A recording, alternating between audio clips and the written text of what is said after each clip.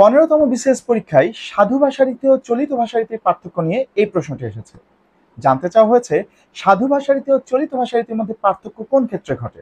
আমরা ক নম্বর অপশনটি আগে বিশ্লেষণ করি, তৎসম ও তদ্ভব শব্দের ব্যবহারে।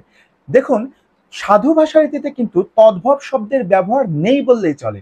যেহেতু সাধু ভাষারীতিতে তদ্ভব শব্দের ব্যবহার প্রায় নেই, সেই কারণে সাধু ভাষা এবং চলিত ভাষারীতির মধ্যে পার্থক্যের ক্ষেত্রে এই ক নম্বর অপশনটি উত্তর হচ্ছে না। গ নম্বর অপশনে রয়েছে শব্দের কথ্য ও লেখ্য রূপে। আমরা জানি সাধু ভাষা রীতি শুধু লেখার কাজে ব্যবহৃত হয়, কথ্য রীতিতে সাধু ভাষা রীতি বলে কোনো রীতি নেই।